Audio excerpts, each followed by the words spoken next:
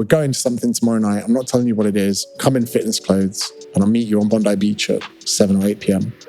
He took me to something called No Lights, No Lycra. It was a rave in a Bondi Pavilion at 8 p.m, completely sober in the dark. So you imagine 200 people going into a dark room to the point they even covered the fire exit signs. And for 1 hour, you just dance and no one can see you. It was the weirdest, craziest, sweatiest, and just the most bizarre night of my life. James Smith, thank you very much for coming down. I know it's been a very long journey for you today. You've literally walked out of your apartment, come down 30 floors, and then just walked in this apartment. I've been watching your YouTube stuff and I've seen like a bit of your setup. And when we moved into our apartments, I was like, we can't be too far away from him. And I just didn't realize I was 20 floors above. It's mad. For people who are watching this, we haven't actually met each other at all, especially when we were in the UK. The first time we met was literally a week ago in a random changing room. And it's weird because we're both in the same industry. We're both from the UK, but we never really ever crossed paths.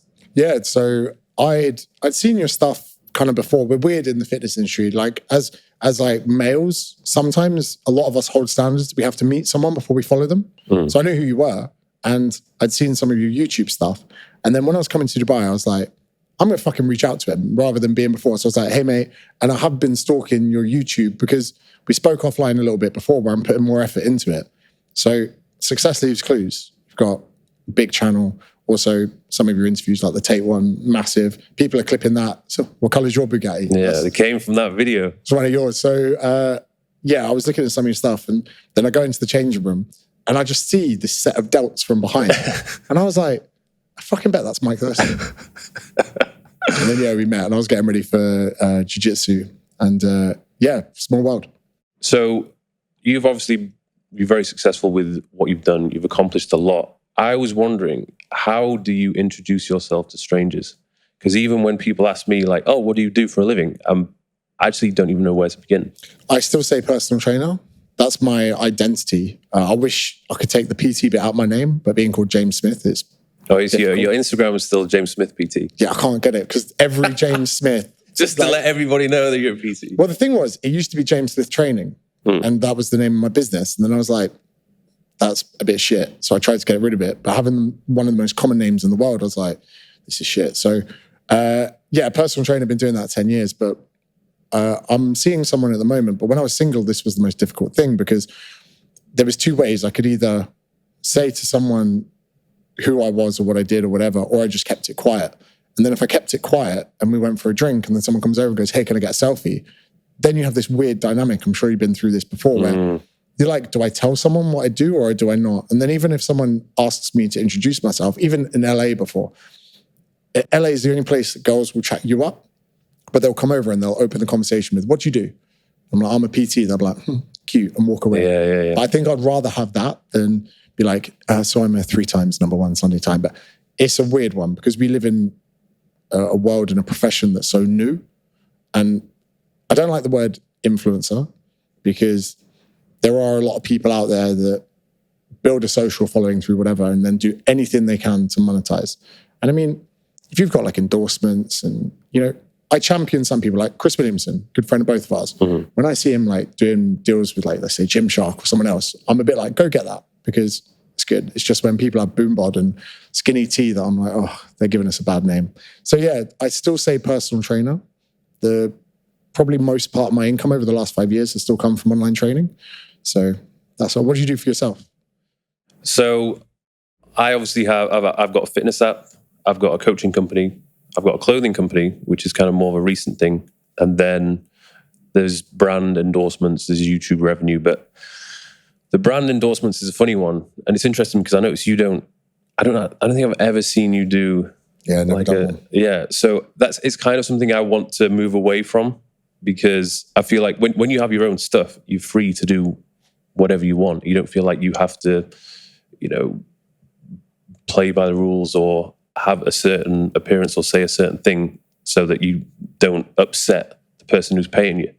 But I think at the moment, the only person or company that I'm working with is My Protein. And it's going good, but I don't see that going forever, to be honest. They tried to get me with some legal before where when they did the Body Coach collab, It was more expensive. I'm pretty sure there was even less protein in the packet or whatever. And they kind of tried to get me with a cease and desist for defamation. And it was quite an interesting one. I think I emailed them back saying, fuck off. Yeah. I took a screenshot. Their Instagram feed just had loads of comments of people saying, I'm never buying from you again.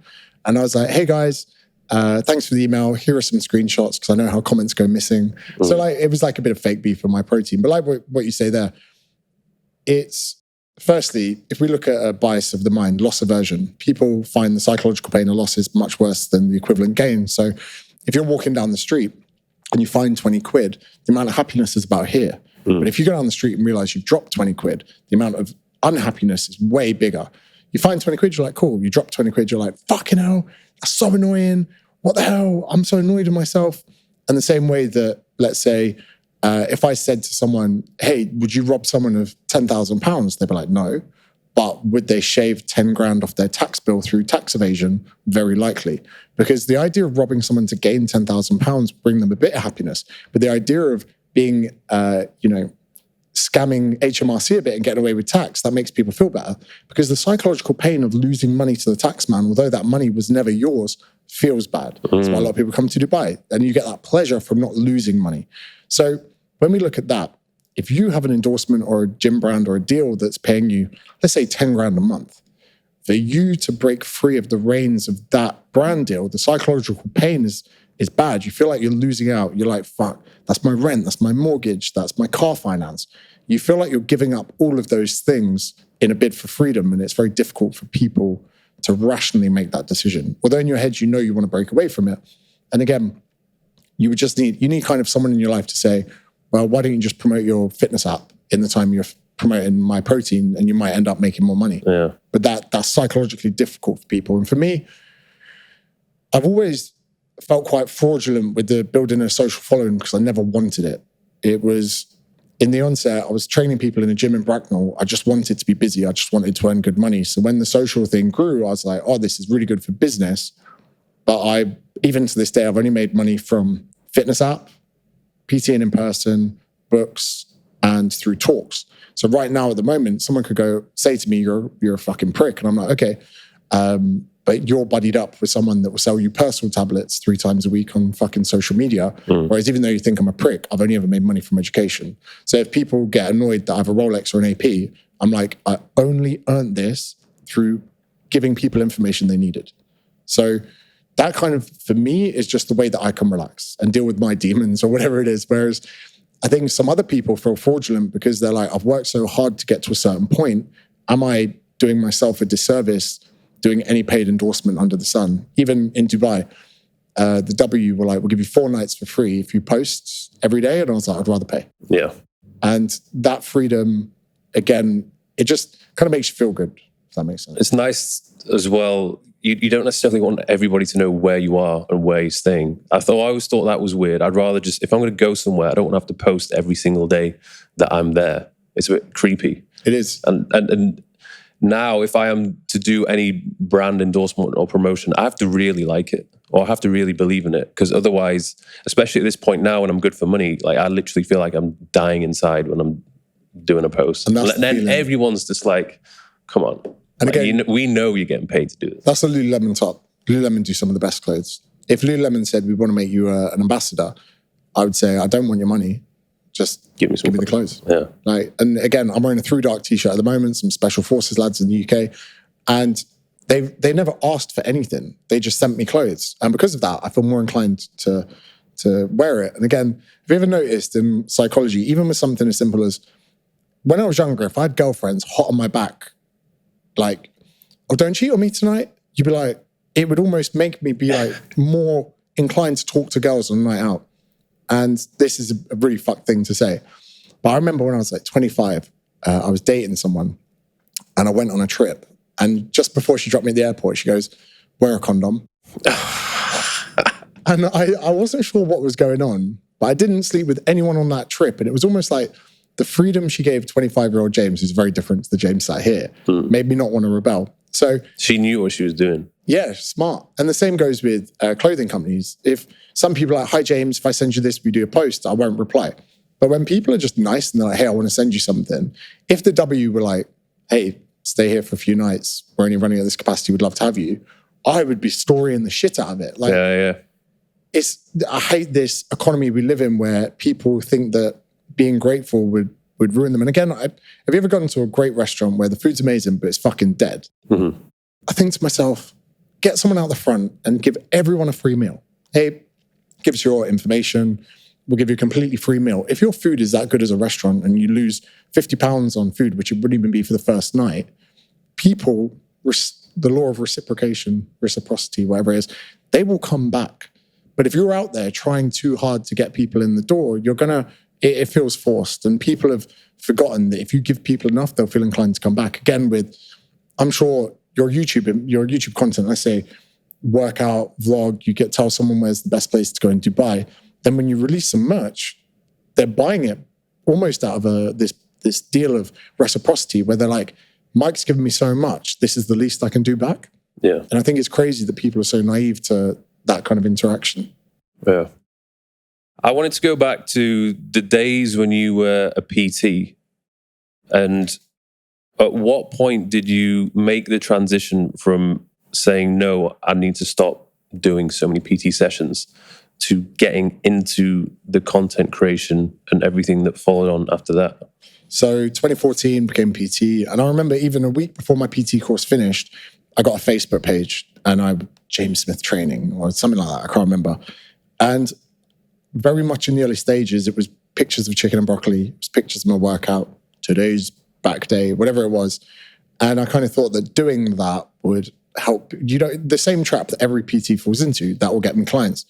Then my housemate at the time, I said to him, will you help me build a WordPress? I'm going to write a blog or a vlog. A lot of the messages were the same, why you don't need a cheat day. And I remember one was my clients would ask me stuff and it would be great content ideas. And one was like, why is sweet potato so much better than normal potato? And I'd look at my clients and go, I don't know.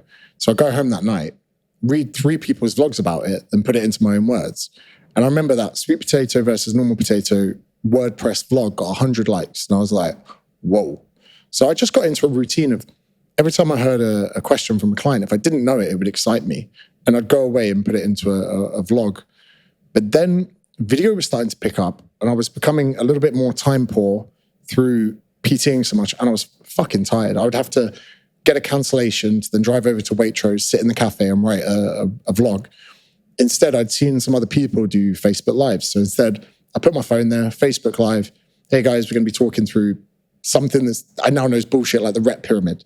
Hey guys, here's the rep pyramid, something like that, blah, blah, blah, blah, blah. But I remember if I'd get triggered, I'd get like a Snickers protein Mars bar. They had the protein Snickers bar or whatever. And I was like, this is only 19 grams of protein. This is fucking bollocks. I was like, the most people that you're going to need a protein feed and going to need more than this. This is just protein in a snack to make you feel like there's less fucking guilt. And then the likes on that would be 300. I go, whoa, people are enjoying me being pissed off more than they're enjoying me being educative. So I kind of found my way through that.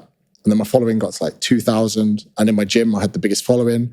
So fucking big time. Where were you PTing out of? In Bracknell. There was a gym called, it was a small PT chain and it's called Absolutely Fitness. My gym rent was £360 a month. And that was free reign to do whatever after that. In the onset, I thought that was a lot. Then my first Monday of the month would pay for my whole month. And then my mum and dad, I have a great relationship with my family. My sister was still living at home. I moved back home at 24 to 26 so that I would wake up, PT, I'd do maybe 10 hours of PT, but my mum would cook too much for dinner so there was some left the next day for me to take to lunch. I would come home and even though I made my bed, she'd make it properly. She would do my laundry for me. My mum and my dad actually helped me so much in those years of being a big, busy PT that I could do more than everyone else. So then I was becoming experienced faster than everyone else because I wasn't doing, let's say, my laundry and my cooking. I would use that extra time driving to work to listen to podcasts, to make content, to reply to people in the comments. So that's how I was like, if I replied to 10 people in the comments, maybe one person will inquire for PT. So then that happened. But then as the following grew to maybe 3,000, I realized how geographically restricted I was to not be able to help people that didn't live in Bracknell. Or maybe charge more. This was it. And I was 3 years into PTing before I even understood that, commodity was really what I was dealing in. I remember I came back from Ibiza with a really bad come down. I sacked all my evening clients. And I said, I'm not doing PT after 3 p.m. The next day, I had to refund about 4 people. And again, the pain of losing, say that £3,000-4,000, I was like, James, what the hell are you doing?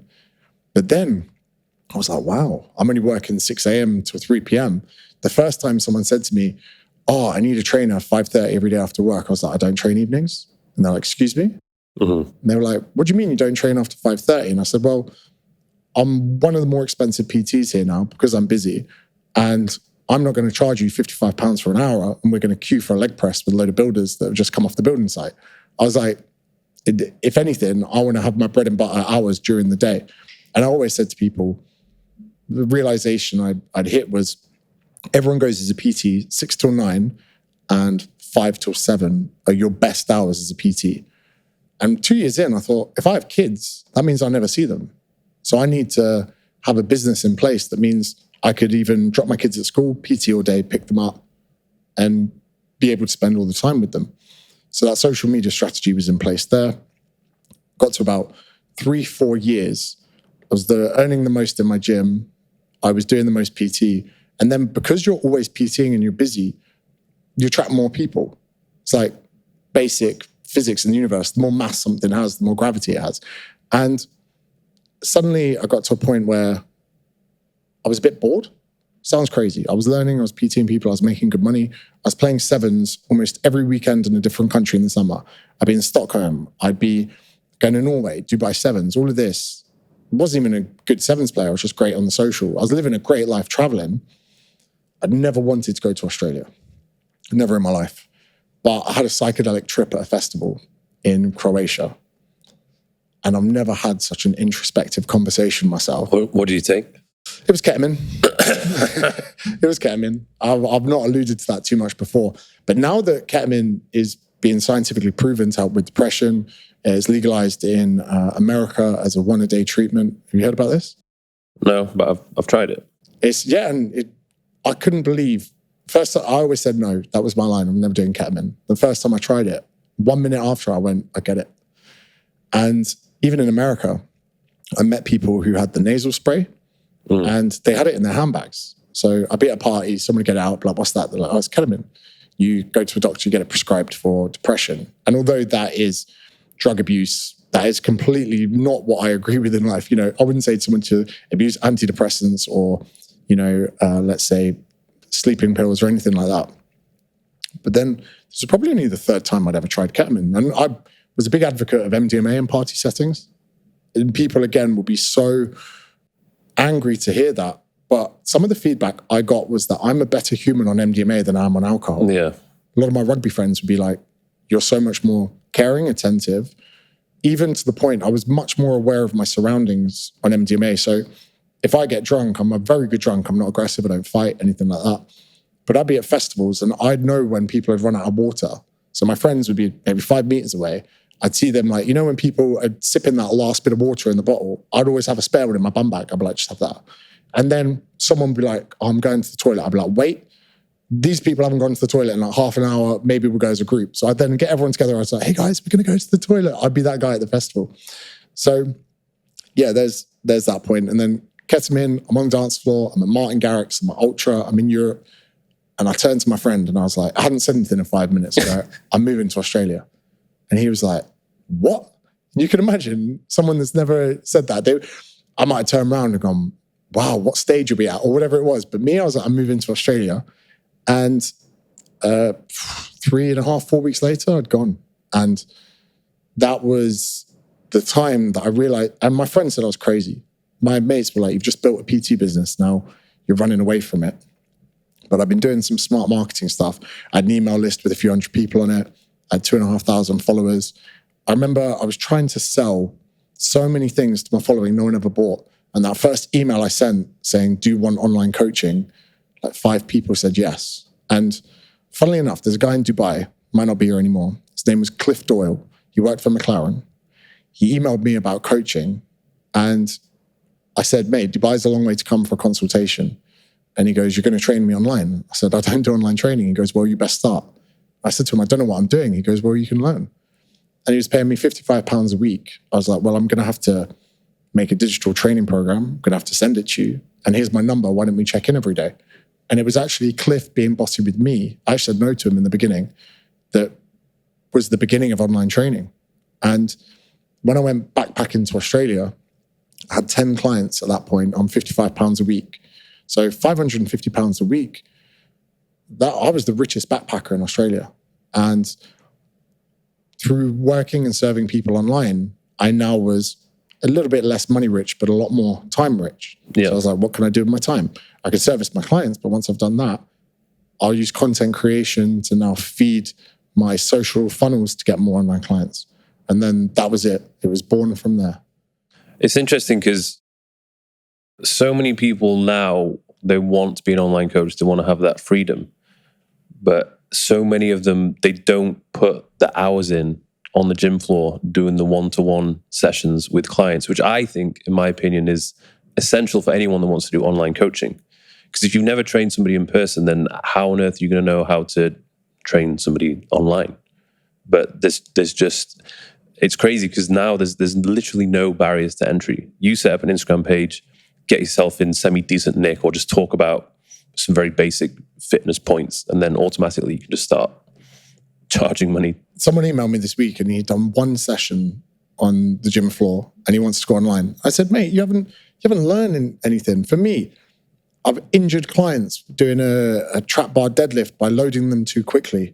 I've tried giving people the wrong squat variations. I've understood people's different pain points. I now know proprioception. I now know progressive overload. To the point that when I was doing online coaching, about 3 months in, I get them to send me a video of themselves. And I could tell by how anxious they were sending me the video what their program would look like. Because I remember, if I wanted a middle-aged housewife to do a goblet squat, I wouldn't go get a 12-kilogram dumbbell from the weight section because it's the most sought-after bicep curl dumbbell. Instead, I'll get her a 12-kilogram kettlebell and I teach her how to goblet with that. And the considerations of knowing that she would then, in her program, go to a different area of the gym, these are things that you don't learn unless you coach people. And it's crazy. We've got these hyper-confident fit people who think they're ready to coach people online. My girlfriend is like a professional athlete, trains loads. We're training in the gym the other day and I see her and she's doing this insane skater squat. And I'm like, that's really interesting. And she's going back using the plyometric box to set the height.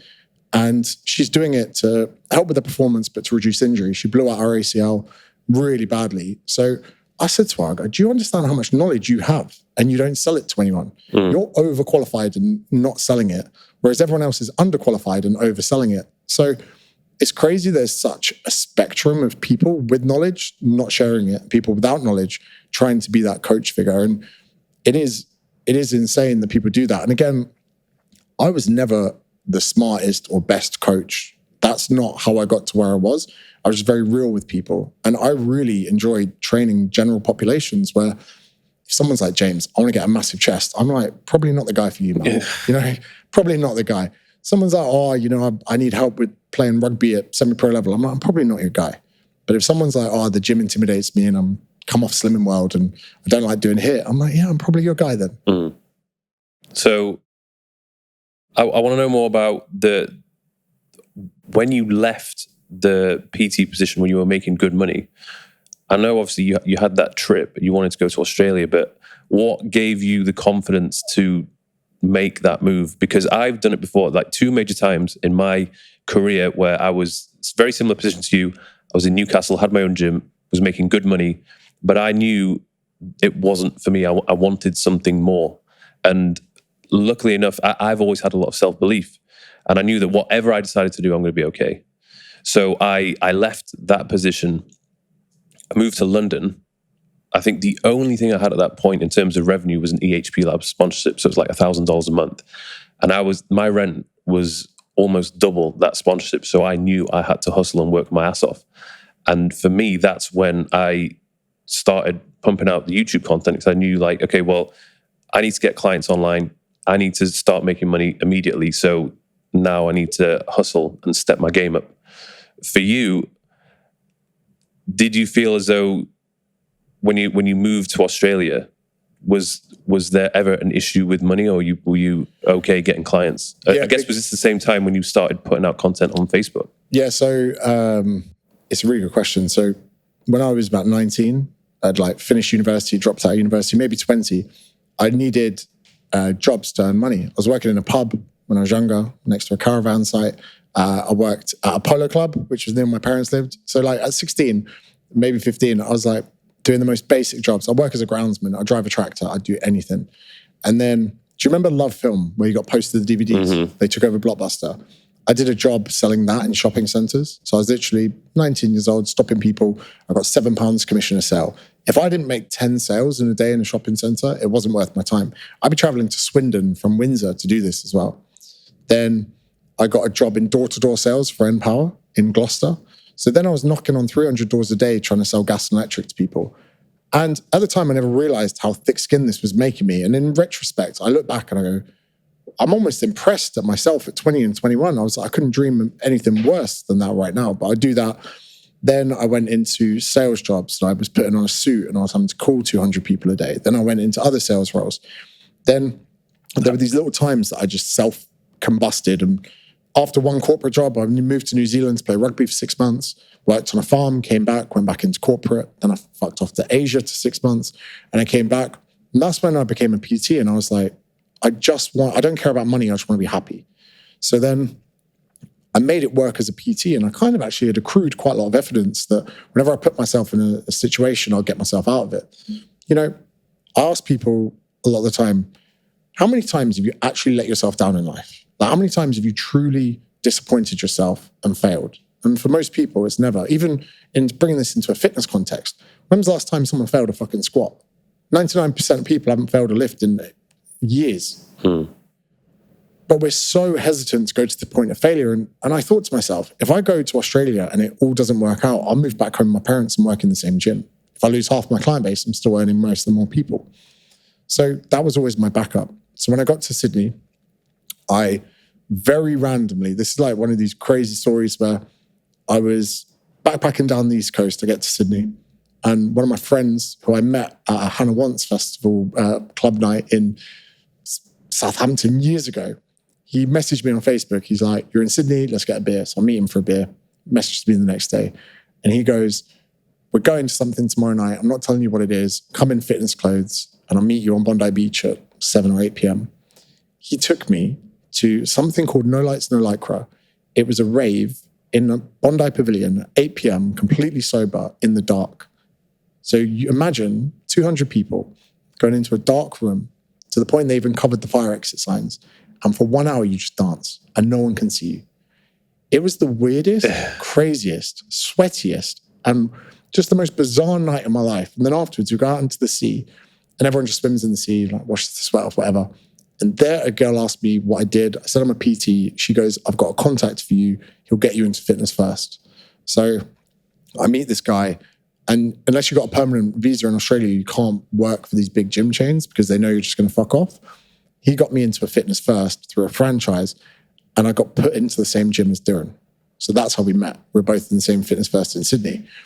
And to be honest, the online stuff was doing quite well and still £550 a week, but I actually was ready to can that to go back to face-to-face. The online thing was just to fund me as I was backpacking. I was like, I need to be back working with people. I'll never forget, probably my most grateful conversation I've had with Darren. He said, how much are you making a week? I said, about $1,000. He goes, what are you doing here? He was like, look around. No one wants to be here. We're all in here trying to get out. You're out trying to get in. And I actually tried my hardest in Sydney to build a client base, but it was 32 PTs in a small gym. We're still 4 or 5 gyms in the same district area. 2,000 members, high participation rate for PT. I never got above 7 hours. And I took that really personally because it was one of the only times in my PT career that I'd failed. And in March 2017, I remember just having one day where I was like, I can't do this. So I bought a tripod and I got a whiteboard that would stick onto the wall. So literally, I was renting a flat, stick the whiteboard to it, and I didn't know how to edit. I didn't have any cameras. I didn't understand. Even talking to you before, I was like, I'm still learning stuff now. I was like, I can't afford to buy a camera. I'm pretty skint. I'm living week to week. £500 isn't the most when you travel in the world. I went home and I was actually lying to the guy who got me into the gym so I could get back home for 3, 4 p.m., which was 6, 7 a.m. in the morning. So every day without fail, I went live to a topic that I'd pre-chosen. And I was like, I had to perform to camera for 3-4 minutes without making a mistake, no edit, nothing. And these videos started getting a bit of traction, going a bit viral, to the point that my email marketing list was growing, my client base was growing just by going live every day. I got to 50,000 followers on Facebook just doing these lives. I do one vlog, one live, I'd put the post there.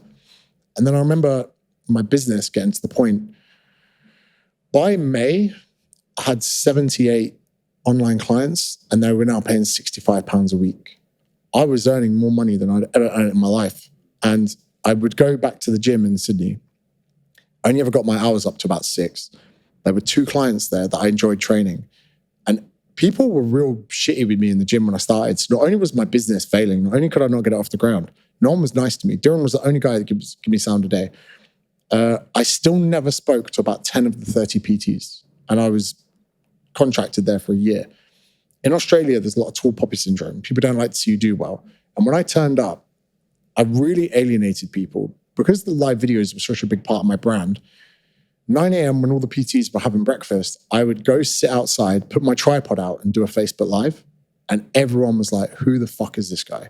I also, the 2 weeks before I started in the gym, started tagging my newly formed Instagram posts to Fitness First, George Street. So all the PTs before I started were like, who's this dickhead? Mate, nobody else would have been doing that. Yeah, they weren't. And they hated me for it. And the live thing was crazy. And I'll never forget Dylan coming round once. Well, I didn't even know him that well. And he was like, he went back to the group of PTs. He was like, there's 300 people watching them. Like, and out of all the other PTs who just thought I was a prick, he was like, I'm going to learn from what he's doing. And I'll never forget, Dylan said to me, he goes, how do you sell your online services? I go, basically I do these daily emails, I do this, blah, blah, blah. And he's like, yeah, I know, I've been signed up for 2 weeks. He was one of the only people that was inspired by what I was doing instead of hating. And then from there, I carried on training a couple of my clients. And I remember one of them saying she wanted to go to a festival and she couldn't afford a ticket. I was like, just stop paying me. I was like, I've joked about being rich even when I was really quite poor. I was new money. I was 2 months into earning good money. And I was like, just don't pay me. And she came to a session and bought me a Lululemon top. I said, that's it. I'm going to train you. You're going to bring me a present every session. And it was crazy. In July that year, I first flew first class before even flying business, which was a bit mad. That is a dangerous move. And do you know what? It was the first $5,000 I'd ever had in my bank account. First £5,000 ever.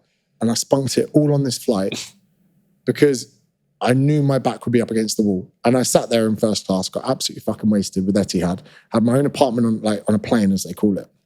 And I was like, I will never be the same. And the best thing is, I'll go back to Sydney a different person. Yeah. And a lot of people think you're crazy for this. I did a post about this the other day. It's called Touching Your Future, where you do something you can't afford right now. Because if you just manifest and think about your future without experiencing it, it just remains a thought, not a feeling. But if I put myself in that part of the plane, I've experienced it, I've tasted it, I've felt it, I've slept in it. Even though I couldn't afford to sustain that, it was there. And the craziest thing was that was July. That March period where I nearly had a mental breakdown, I had to borrow money off my dad to get a sofa because we moved into an apartment.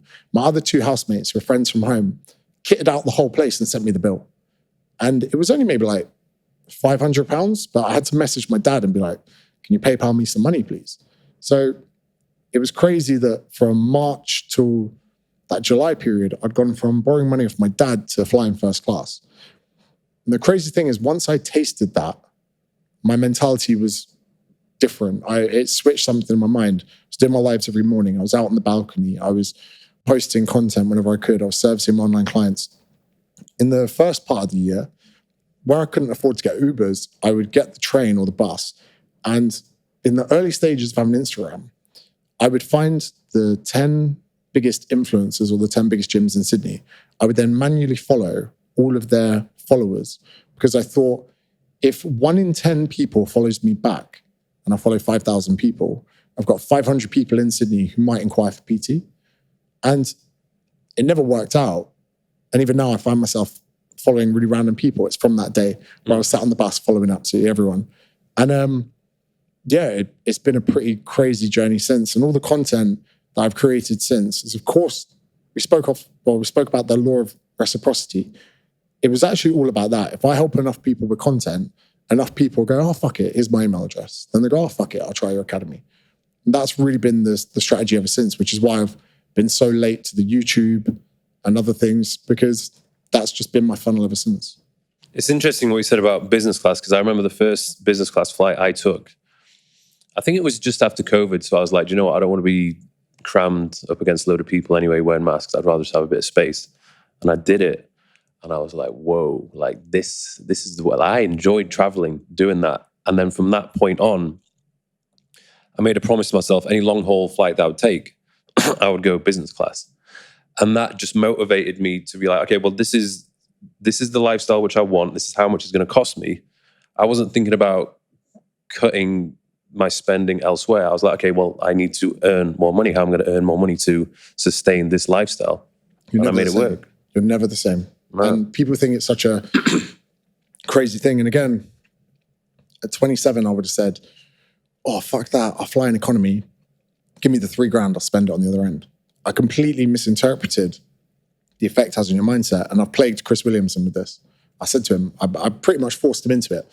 And he goes, every time I fly business, I think of you. And he messages me. And I said to him, you need to respect yourself to the point that, you know, and I'm not saying anything bad about flying economy. I did it for years, you know, New Zealand.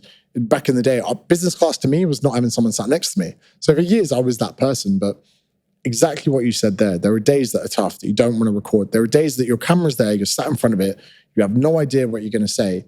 And when you need to muster and cultivate motivation, whatever it is, you think about those things. And creating, and I used to have wealthy clients, and they used to say this to me all the time. They're like, you need a better car. I was like, my car's fine. They're like, it's not fine. You can't be the highest paid PT and drive a category C 10-year-old Volkswagen Polo, which I did. She was like, you shouldn't be putting your key in the door to open it. She was like, we pay you far too much for you to have that car. And the same, there's a moment where, and again, I don't give a fuck if someone misinterprets this. When you walk onto a flight that you've paid for, that insane amount of money, and you board on a different bridge to everyone else, you sit in your seat and they offer you champagne and you're comfortable, you get a real appreciation for your work and your effort. And it's one of those things, like you say, you'd never go back. And again, there are so many things. You might have been quite apprehensive about starting a podcast, but I guarantee all of those things you've done before, the expensive shit, the AP, whatever it is, actually motivates you. And that's another thing that I like a nice watch, is that I don't give a fuck about the time. I sometimes like something touching me that reminds me why I do it. I remember one of my first book signings, I had to sign 5,000 books in a day. And I bought myself a really expensive Rolex. And I was like, signing those books will feel difficult, but having a Rolex on my wrist to make me feel better about it. But you know what's interesting here in Dubai? One of the reasons I got it was because when I go to these networking events, I notice some of the guys that have money that are wearing the nice watches, they will notice who else is wearing the nice watches. So there's definitely been occasions where they've looked at me and, you know, they might be like, oh, who's this guy? And then they see the watch and then they're like, oh, okay, so this guy's he must be doing all right for money. And then they naturally become more interested to know what it is that you do.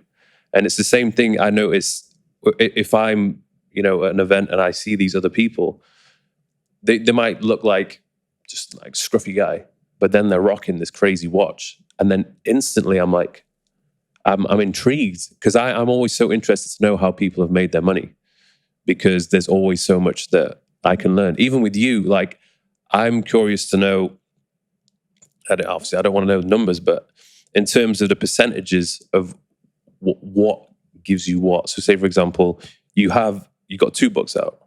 3 books. Sorry, I should have done. You've got 3 books out. You've got the coaching app platform. You do the events or the talks. Is there anything else you do? No, they're the 3 main pillars of business. It's interesting what you say about the watches, because if we were primitive hunter-gatherers or whatever, if we rewind 3,000, 4,000 years, me and you would have the biggest stick. And people would, you know, we'd be leading a pack of people going to war, and people would look and they go, oh, that's a big stick. That guy's been around. Yeah. That guy's been in some battles. We'd have the scars, whatever. And the watch is almost a representation of that, the amount of stuff you've gone through. And again, like what you say, I very much, especially when I drink, I'm hugely complimentary of people. I joke, when I see big guys, I go up, I'm like, you're a big guy. They're like, cheers. I'm like, do you play sport? They're like, no. I'm like, you're wasted. And I'm like, what's this on your wrist? And they turn around. I'm like, that's a nice watch. Like, I enjoy that part of a conversation. I go, they're not cheap. They go, I know. I'm like, what do you do? And as men, we're actually trying to impress each other a lot. The main reason that men train for a big chest is to impress other men. Women, I believe, prefer shoulders. Yeah. We're in there. We're like, and that's completely fine. And the same thing with watches. I don't think you should ever wear a watch to impress a woman, but I think you should definitely wear a watch to impress a man, which is a sexist thing in itself, because ultimately, like you say, it goes to show that you're interested in money, you're interested in an element of status, you're interested in something that's well made. And for me, I had this theory where I was like, some idiots do have nice watches, but it's just something nice that men can do and we can talk about and we can express interest in, especially as an icebreaker. And women have done the same for years. Like, oh, I love your dress. Oh, what is that? Oh, I love what you're wearing. Oh, those heels are amazing. I think it's quite nice because the more time goes on, us dudes, we just wear plain black t-shirts and jeans on a night out. Yeah. I love a black t-shirt. That's like literally all I wear. It's the one thing. But as far as revenue from stuff, I've always been not secretive with it. The book thing, for a start, in royalties, you earn about £1 a book. Right? The what, sorry? You earn about £1 a book for the royalties on each sale of a book, which seems insignificant when they're sold at 10, 15 and £20. But that's because I use a publisher and I use HarperCollins. But that is great. I did not expect that. Yeah, so you could self-publish and you make but that's headache. Significantly more, yeah. And I use HarperCollins UK. And when we did the first book, I wrote it, I had an editor, and I've written all my books. I love the process. And again, people say it's difficult. It's not. If I took your phone away from you and I put you on this table for half an hour every day for a year and I gave you a subject and a coffee, you'd put a pretty good book together. And the assimilation of it is difficult, but that's why you have an editor. She goes, okay, let's move this to here, cool. Same way that you might have an editor shuffle around your content in a video to make it flow better. That's their expertise. But then we did the book. I went on Piers Morgan, GMB. I went on Chris Evans Radio. I did all these like cool events at the back of it. And Luke, my manager, who you met earlier on, he looked at me and he goes, don't tell HarperCollins, but we would have done this for free. We would have done this for free. Piers Morgan now knows who you are. You debated him on live TV. We sold 12,000 hardbacks off that conversation. So we then got the Sunday #1 Times title, which then means that more people see it. Yeah, and then at the next fitness expo, we need headline billing for James. Why? Because he's Sunday Times #1 bestseller. This person isn't, so... It gives you so much credibility. It's exactly that. And to be honest, even with all the books, legitimately, hand on heart, after experiencing the doors they opened, I would have done them for free. So they're not really a moneymaker, but it is amazing to see the royalties come through. And again, as a trainer, I've always felt fraudulent of charging people money for my expertise. We all do this. The people that say they don't experience imposter syndrome, they're full of shit. Because whenever we got paid as PTs, a good hourly rate, or even whatever, we kind of feel like we're not worth it. But when I write a book for a year and I sell it for £10, and somewhere, I kind of in my head, I'm like, that's a year's work for a tenner. People used to pay me 6 times that for an hour. And I pissed twice in that session. They spent £10 on me pissing. So don't tell me that a year's work on a topic, I literally message people on my DMs. I go, buy my book if you're not sure. And if you don't like it, let me know. I'll Monzo you the fucking cost. Then everything in that, it is actually a really good deal because like we spoke about before, if I sell a book for £10 and I make £1, the transition to a lot of people doesn't seem that smart. But then if someone gets a lot of value from that, next time I pop up a talk or next time I'm doing an event or whatever, they're like, your book helped me, law of reciprocity, I'm going to come to your event. Then that's a £35 ticket or a £45 ticket. So you kind of get them in other areas. It's almost like a foot in the door. And I always openly said I didn't want to write a book. And again, Luke, the brains, he goes, James, 2 things. 1, there are people not on social media, but he goes, 2, someone's going to see your book that fucking hates you. They're going to think you're a fucking prick. And they're going to pick up your book and you have the opportunity to change their mind. So when I wrote every book, I thought about this, that I want someone who hates me to pick it up, to go, oh, look at this piece of shit, and to open it on a page, and I want them to finish the page. And I want them to raise their eyebrows and go, oh, that motivated me more writing the book for people that almost hated me than it did for people that wouldn't. Yeah. It was my way of proving them wrong. And it's interesting because I imagine with the content you put out on Instagram, short form content, and I would imagine a lot of it in a way, you will do it strategically to piss people off or cause a bit of controversy because that gets attention. And I must admit, when I was going on your social media, Instagram, I had automatically formed this opinion that I had of you. And that was drastically changed when I watched the podcast with the Diary of the CEO. I watched both of them. And I was like, oh, like, this is what you're really like. Like, you're actually like a really sound guy, smart guy as well. And I'd be curious to know what you thought of me the first time you went on my Instagram. Yeah, I said the first thing I messaged you is, if I see you, you got to keep your top on. But to be fair, when I first saw you, it was very easy for me to assume you were like a lot of the other fitness guys. Mm-hmm. You're almost in such good shape, it went against you in some respect. Because it's very difficult for someone to be well-versed in other areas of their life when they're in that such good shape. But don't judge a book by its cover. When I went on your YouTube, and I thought, okay, he's got good views. And some people do have good views just because they're in good shape. Mm-hmm. And I said this during the change room. I went back years. And when I saw that you did a video with Dorian Yates, and then there was a playlist for Dorian Yates, and then I realized that you'd done a video with him this year or maybe last year, 2 years ago, then 5 years ago. I thought, fuck, 5 years ago, 2017. The year that I'm having a breakdown, and I thought it was a big deal buying a fucking whiteboard and a tripod to go live to a couple hundred people, you were already doing the YouTube graft. And I was like, fucking hell, fair play. I actually screenshotted some of your stuff and sent it to Darren Luke. I was like, this guy's been at it so early on from before us. This isn't because he's in good shape. This is because he's an early adopter. He is very thorough. His edits are good, the pacing, everything else. I was like, I actually have a lot to learn from this person. And I admire your success in those fields. I think it was almost easier for me in my head to, again, paint a picture of you based on the physique and the shape you're in. And then I was like, oh, actually, we're often very wrong. For myself on socials, I would rather be a person they don't like. They're almost like, oh, this guy's a prick. And then I get them in the honey trap. Rather than some people try and be the nice person, then you meet them in real life and there's no substance to them. Yeah. But yeah, I actually, and then meeting you in real life, I was like, oh, sound guy. And I actually probably did the same. I looked at who our mutual friends are. I think I asked Matt when I saw him, but also Chris Williamson, who I've grown to talk to a lot. I think Chris Williamson's about to explode. Yeah. And there have been times I've seen people do really well, and it's not disgruntled me, but I'm like, I don't know if that person deserved the success they're getting. But with him, it actually makes me happy. I'm like, when I listened to him on Rogan, yeah, that was crazy. I messaged him an hour in. I go, how the fuck are you so composed? He's a completely different person. Because bear in mind, I went to Newcastle Uni, so I was friends with him then when he was just like, we were doing like the same jobs where we were topless, just going around the clubs, just having fun. And he is a completely different person now. He's so smart. He is absorbing so much information from his conversations. I can't keep up with him. Yeah. And actually, 3 of the topic, I got smashed with him in Austin. We're in Austin at the same time. And it got to the point we were absolutely spangled. But before that, I said I was writing a book on confidence, and he gave me 3 topics. He goes, research these 3 topics. And one of them is one of the key components of the fucking book. I messaged him, I was like, mate, you really helped me write this book. And his consistency, his flow with his like YouTube strategy.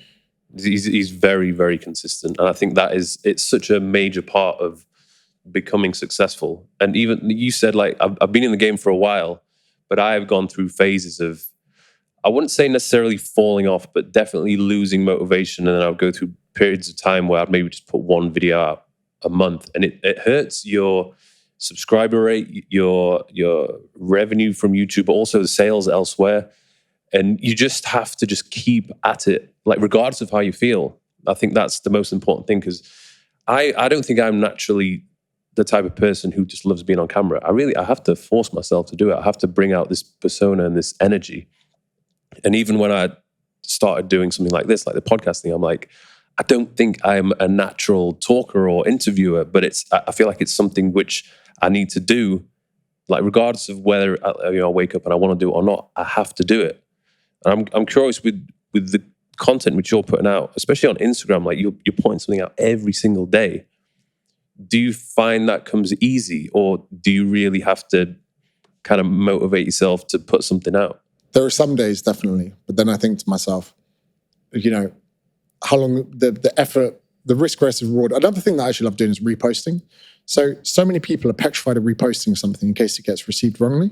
So I say this when I help PTs with their business strategy. I go, every day, if you're posting once, you could repost something new and something old. You've now doubled your posting frequency.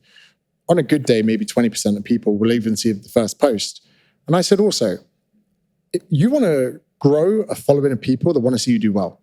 If someone sees you repost a video and they go, oh, fucking hell, I've seen this already, they're not going to buy your fucking products. They're not going to be using your My Protein code. They're not going to be buying your fucking clothes brand that come out. They're miserable little bastards that's made them happy moaning about that in your comments. The people you truly want as a following will see the repost, they'll go, get it. They'll double tap it without watching it. They'll even remember how it helped them, and they might share it to their story without watching it.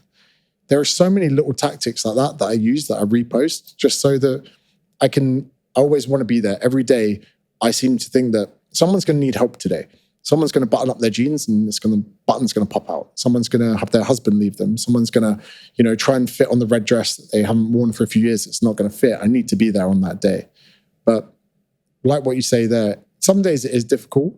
And I just need to have a word with myself and just be like, look, it's not that hard. You were knocking on doors for years before this. And again, it's crazy. One thing that I really need to do, I take motivation from everyone, even people I hate. And I say this to Duran sometimes. If I'm ever struggling, I don't hate anyone. People I dislike. Nah, fuck it, I hate them. There are people I hate on social media. I hate them. If I need inspiration, I go look at their success and I go, you're not done yet. And another thing, and this sounds crazy, if you're a business owner and you hate Andrew Tate, you can still learn lessons of success from him. Case in point, the guy's doing 3 to 4 podcasts a fucking day. Now, even if you hate him, even if you want him deplatformed, do you think you could be doing more podcasts? Oh, but they've not got a big reach. They've not got a big audience. Oh, they've not got the main downloads. Fuck you. You could agree to do it just on the premise they send you the footage to make clips for your own socials. You are actually going on people's podcasts, absolutely not yours, I'm saying that, to get more content for yourself to use. Because you'll be in a flow state in front of a DSLR and a professional microphone set expressing your opinion that you can repurpose. Even the biggest hater can take lessons from his success. So sometimes I do that. And by exposing myself to people like that, say this, oh, I've got a podcast tomorrow morning. Oh, it's long. You can repurpose your thoughts and go, actually, do you know what? Fuck it. I need to be doing more of that. Rogan's doing a podcast 1 a day. I need to be podcasting more. Tate's on 4 as a guest today. I could be being a guest more. This person's putting out more content than me. I like to motivate myself from other people, irrespective if I like them or not. And that's what helps me drive with the content thing. And also, I'm sure you've done things for like your family and your friends. You might upgrade someone's flight. You might get your parents something or whatever. And then I use things like that, especially materialistic stuff. Here's the theory I have. I'm a big advocate that pleasure and happiness are 2 different things. Pleasure is the watches, the boat parties, the nights out, whatever. Happiness is waking up, having a coffee, doing some work. It's having time with the dog. It's the fact your family are healthy. Happiness we all have. And everyone has access to happiness. You could be broke, but still fucking happy. I've been very happy as broke. You can live a life of happiness without pleasure, but you can't live a life of pleasure without happiness. And a lot of people, especially in Dubai, probably end up in despair because they've got the money, the girls, the car, but they haven't got anything that truly makes them happy. So if I buy something for myself, it gives me pleasure. If I buy it for other people, it makes me happy. So the days that I can't bother to sell, to do this, to do that, I sometimes flip my mindset and go, oh, actually, I could work really hard today, make some good money, and buy something nice for someone else. And that, again, is kind of a motivator that I use. I had that experience this summer. It's the first time I'd done something like it. It was my birthday. And I was trying to think like what to do. And to be honest, like there's nothing I really want. I don't want any presents. I'm good. I'm happy. I wanted to have a good time with my friends. I wanted them to have a good time. And I ended up paying for, it was like one of the best tables at Blue Marlin on Sunday. That was $6,000. There was, the following day we went on a boat, and then we had a dinner at Leo, which again was not cheap.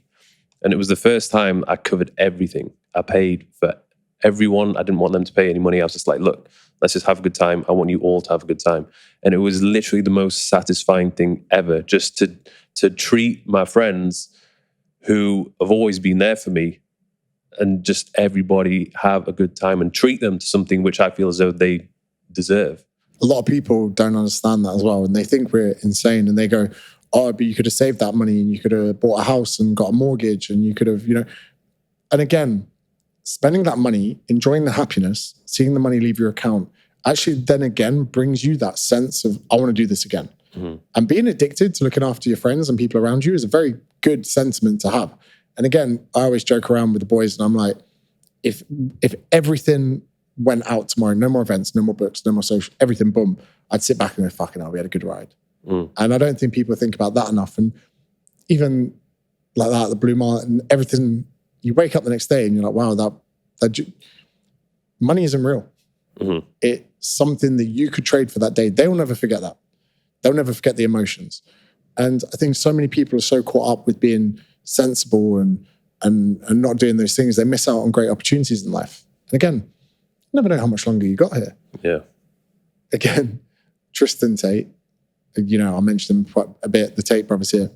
His quote, probably one of the best ever: spend 50% of your money like you're going to live 50 years. Spend 50% of your money like you're going to live 50 days. That's a good quote. Clip that. Get that on TikTok. So one thing which I really respect about you is the speaking events you do. Like, that is, for me, I'm definitely getting better at it, but my public speaking skills have never been the best. I tried a few times at school and had to do it, hated it. And then more recently, I've been in situations where I've spoken in front of crowds. I'm getting more comfortable. I think more so because I'm more confident in myself and I feel like I have more to say and more to offer. But I want to know, did you immediately just start doing these talks in front of massive audiences, or was it a gradual progression where the people and the crowd was just getting bigger and bigger and bigger and bigger? So again, credit Luke, the big fucker that was in it before. He tuned in to my Facebook Lives in the early days, and he messaged me and he goes, if I fly you to Dubai, will you meet me? And I said, just let's have a FaceTime. Because I was in Australia, he was here in the UK. And I said to him, like, what's your idea? He's like, I want to run your events for you. But before this, I wanted to come back home to the UK to see my family. And if we look at 2017, in the very early stages, I flew home and I had a return leg from Air China. 10-hour stop off in Beijing, no phones, whatever. Because when I initially went to Oz, I couldn't afford anything apart from Air China. Never, ever fly Air China. So I went back home, fucking most horrible thing. But I thought, to help me expense my flight, let's do an event. So I did an event in Bracknell, called it Fundamentals of Fat Loss. And it was a fat loss seminar, educative. I'd attended them as a PT, and I had 180 people to that, which was pretty fucking impressive. That was the first ever event I've ever done. Then I did one in Manchester as well. And to me, for some reason, I was like, oh, if I earn that money, I'll be able to expense it. I didn't even understand basic accounting. Came back to Australia, and he messaged me and he goes, you can hold 400 or 500 people on a live. Actually, in the early days, before Facebook got slammed, Facebook was better than Instagram up until January 2018. And that's when the algorithm got shunted, so creators would go to Instagram. I think peak viewing, I had about 2,500 people on a live when I was doing my Q&As in the morning, which is insane. And this is at a 50,000 or maybe even 30, 40, 50,000 following on Facebook. So to have that as a percentage of your following on a live, and he very simply said to me, if you can hold people on their smartphone for half an hour, you would do a lot better on stage. So I come back in 2018, I sit down with Luke. He goes, how do you feel about a UK tour? And I was like, okay. He goes, what do you think of these 12 venues and these dates? I said, okay. He goes, good, because we've already booked them. And I was like, oh, sound. Is that where most of your audience is? Yeah, it's still 70, 80% UK. And so he goes, cool. We got to the first event in Cardiff, Tramshed, maybe May, June 2018. I didn't know what I was doing. And it was the first time I had a green room. There was alcohol in it. Darren came. He gave Darren a microphone. And he was like, what'd you do? He's like, just do your thing. He's like, you didn't plan nothing. You just wing it. Just winged it the first one. Just chatting absolute shit. Got smashed. Got smashed with them. Literally, it was a big piss up. And we had a good night. Then we went out with them afterwards. Massive piss up. Went into a bar. Then he was like, you're kind of going to want to structure it a little bit better. So we structured it a little bit better. Then we did Leeds, we did Manchester, we did this, we did that. And we would average probably, I don't know, 50 to 60, 70 people. And for some people, they came along just for a meet and greet, go out, get selfies, get pissed. It was actually more like a night out with me than anything else. So Luke was very smart to pick venues where they do gigs, where there's a bar, where people get alcohol. So we did the first tour, probably lost 30 or 40 grand. And really? Yeah. It was a loss. Oh, yeah, massive loss in the beginning. But again, Luke goes, everyone that came tonight, hopefully next time they'll bring a friend, maybe 2 friends. Was that because it just didn't sell out? Yeah, we just had massive venues and just didn't have that many people. Okay. The capacity for 400 people. And then we had travel, costs, hotels, all of this. And Luke and I are insane. We're the only people that will spend £1,000 on travel to go sign 50 books. So for my events that have just gone, we went from London to Manchester to do a Waterstone signing, to then go to stay in Manchester overnight, come down to Bristol to do a signing, to then go to Cardiff to do an event. And we signed about 75 books between all that travel and hotels and staying around. If you're insane enough to do that, to sign books, on paper, you've spent £1,000, you've made £60 in royalties. But the relationships you have with those people, because they know you're in Cardiff tomorrow night and they know you've come to Manchester to see them, to put a squiggle in their book. Again, law of reciprocity, they'll remember that. And all the events, he goes, don't worry, next time they come back, they'll bring a friend. So we got the book deal, and probably the book deal helped because they, fucking hell, James has just done a UK tour, 12 events. Losing that £30,000, one of the best investments, because the publishers saw that when we did the deal. Oh yeah, James just did a UK tour. Are any of your other authors in the fitness industry doing a UK tour? No, I didn't think so. Cool. So then we wrote the book. And again, we go, okay, why don't we take elements of the book and bring them to life on the tour? So we did not a diet book, fitness book. We then did another UK tour that probably broke even the first book one. We're at the Clapham Grand, 550 people, sold out. And I'm doing a not a diet book live show. We actually did some Christmas shows in between, which were crazy. But for this one, imagine a topic like the menstrual cycle, which is a big topic for women, whatever. I would make it funny. I'd have a few drinks and I would talk to the men in the crowd. And I'd be like, hey guys, this is the menstrual cycle. You've got it wrong. Let me tell you. I'd be like, this is ovulation. If you ever want to do some freaky shit with your missus, probably the best time. Her testosterone's at the highest. I was like, if you ever want to, have a bit of bum fun, it's probably the best time. Not to mention she's ovulating at this time, so that means she's more likely to get pregnant. Remember, guys, if you can't come in here, come on her. And then another bit. So I'd be like, oh, so you think the period's the bad time in the month? Let me tell you why you're wrong. Look, this is PMS. If you've got a lad's trip, this is not when to tell your missus. So I would actually take important topics out of the book and make them a bit more fun. And doing so, you could create a live show with people. And then the tours we did since, and we did the Not a Life Coach talk, and that was one that was a lot more serious, where I had 2 hours to convince people life's too short to have a job you don't enjoy, and the fact that a lot of people need help with dieting because they hate their relationship and they hate their job. But bringing something to life like the sunk cost fallacy, where people remain invested in something based off their previous investment, not so much how they feel about it. And you've probably got friends that, why are you still dating that dude? He's an asshole. Oh, we've been together 6 years. They're using the 6 years they've already invested as a reason not to get out. Same reason people are still holding on to Bitcoin. I've gone this far. It seems tragic to sell it. So that was the first talk I had where I could actually get people in the crowd to break up with their partners. And again, it was like a sieve. I shake the sieve. If you leave, you're like, no, I'm in a great relationship. Cool. But a lot of people would have heard me. I would have looked them in the eyes and gone, if you're in a relationship and your first reason to stay is the amount of time you've invested, you need to get out. If you're not in a job you enjoy, if you're having sick days when you're not sick, you're in the wrong job.